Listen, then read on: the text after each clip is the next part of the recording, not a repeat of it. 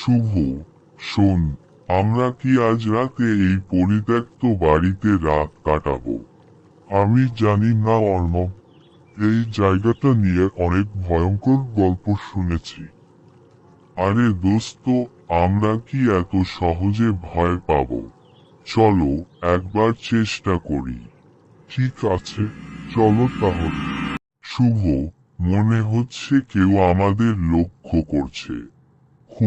আমিও কিছুটা অস্বস্তি অনুভব করছি, কিন্তু কাউকে দেখছি না। হয়তো আমাদের মনের ভুল।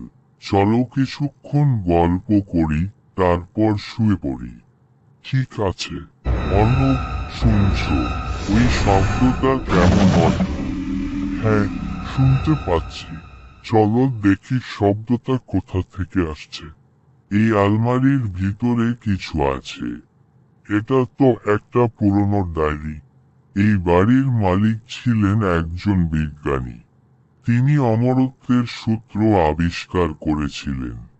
তাহলে তার মৃত্যুর রহস্য কি? ডায়েরির শেষ পাতায় কি লেখা আছে? যদি কেউ আমার সূত্র খুঁজে পায়, তাহলে সে হবে বিশ্বের সবথেকে ক্ষমতাশালী মানুষ।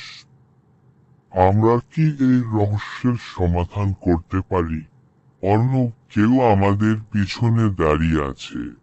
এই বাড়িতে যা কিছু আছে তা আমার। তোমরা কেউই এখান থেকে জীবিত ফিরতে পারবে না। আমরা তোমাকে ঠেকাবো।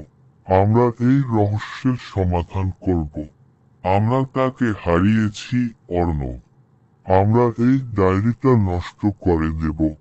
কেউ যেন এই বিপজ্জনক সূত্র খুঁজে না পায়। এই অভিজ্ঞতা আমাদের জীবনের বড় শিক্ষা হয়ে রইল। হ্যাঁ, আর কখনো এমন কাজ করব না।